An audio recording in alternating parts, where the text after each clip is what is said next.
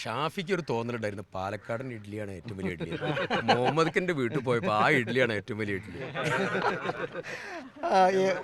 എന്നാലും പാലക്കാട് ഇഡ്ഡലി നമ്മൾ തള്ളി പറയില്ല. രാമശ്ശേരി ഇഡ്ഡലി ഫേമസ് ആണ്. അല്ല, തള്ളി പറഞ്ഞിട്ട് അങ്ങോട്ട് അഗ്രഹാരത്തിലേക്കൊക്കെ പോയി കഴിഞ്ഞിട്ട് അടുത്തോടെ ഇവിടെ വന്ന വോട്ട് പാലക്കാടൻ രാമശ്ശേരി ഇഡ്ഡലി കേരളത്തിൽ ഫേമസ്, ഏറ്റവും ഫേമസ് അതാണ്. രാഹുല് കൂടെ നടക്കുന്നത് നിങ്ങളുടെയൊക്കെ ഗ്ലാമറിനെ ഇടിക്കുന്നുണ്ടോ? കുറെ ഇപ്പം രാഹുലിനാണ് ഇച്ചിരി ഗ്ലാമർ കൂടുതൽ എന്നുള്ളതാണ് മനസ്സിലാക്കുന്നത്. പക്ഷെ ആ ഗ്ലാമറും UDFന്റെ ഗ്ലാമറായിട്ടാണ് രാഹുൽ മാറ്റുന്നത്. ആളുകൾ പെട്ടെന്ന് തിരിച്ചറിയുന്നുണ്ടോ, പ്രത്യേകിച്ച് UDF പ്രവർത്തകരൊക്കെ? പുള്ളിയെ ഇപ്പൊ നമ്മളെ പരിചയപ്പെടുത്തുന്നത് ഇത് പാലക്കാട് MLA ഒരു വോട്ടുറപ്പിക്കാൻ ഒരേ സമയം എത്ര നേതാക്കൾ വീട് കയറണം?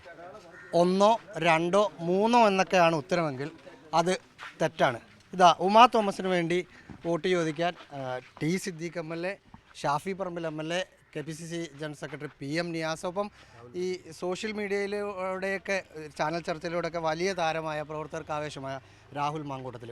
അത്ര ടൈറ്റ് മീൻസ് നിങ്ങൾ അത്ര സീരിയസ്നെസ് കൊടുക്കുന്നു എന്നാണോ ഇതിൽ നിന്ന് ഞങ്ങളൊക്കെ വായിച്ചെടുക്കേണ്ടത്? ഞങ്ങളെല്ലാവരും ഒരുമിച്ച് ഇറങ്ങുന്നത് ടൈറ്റ്നെസ്സിനെയല്ല കാണിക്കുന്നത്, ഞങ്ങളുടെ ഒരുമയും ഞങ്ങൾ ഇതിനെ ഗൗരവമായി എടുത്തതിനെയാണ് കാണിക്കുന്നത്.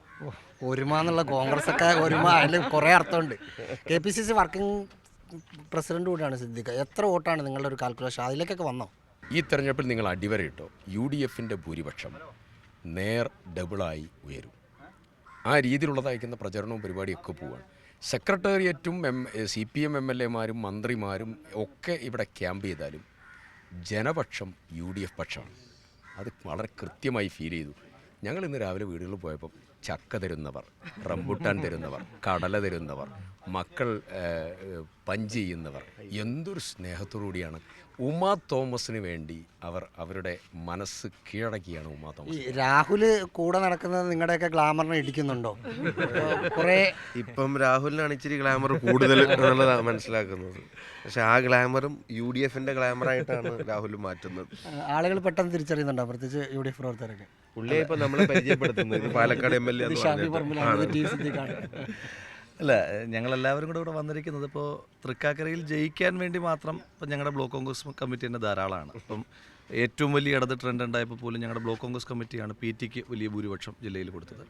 എന്തുകൊണ്ടാണ് ഞങ്ങൾ എല്ലാവരും ഇത്ര ഗൗരവത്തിൽ കൊടുക്കുന്നതെന്ന് ചോദിച്ചാൽ, ഞങ്ങൾ സർക്കാരിനെ തോൽപ്പിക്കാൻ ആഗ്രഹിക്കുന്നത്. ഇതൊരു സ്ഥാനാർത്ഥിയല്ല, സർക്കാരിനെ പരാജയപ്പെടുത്താനായിട്ട് കിട്ടിയിരിക്കുന്ന ആദ്യത്തെ ഒരവസരം, സർക്കാർ വിരുദ്ധമായ ആദ്യത്തെ മാൻഡേറ്റ്.